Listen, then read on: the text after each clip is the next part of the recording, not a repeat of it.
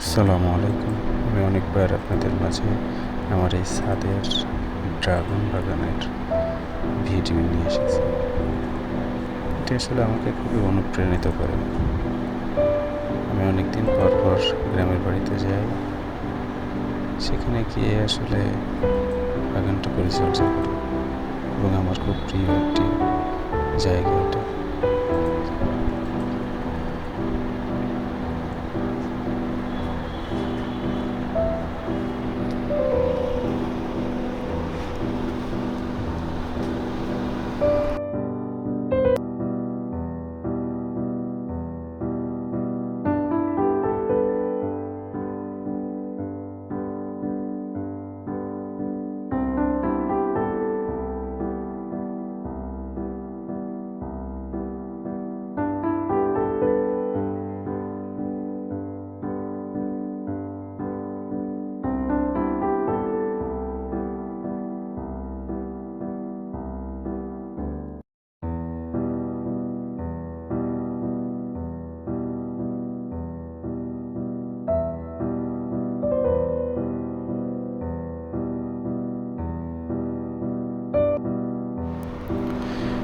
ড্রাগনের বাগানের পাশেই একটা লিচু গাছ আছে।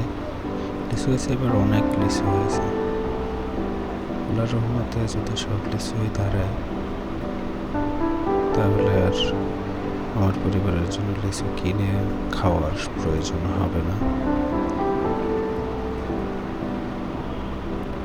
তো এটারও একটু পানি ছিটাই দিলাম। কোনো এক জায়গায় শুনেছিলাম যে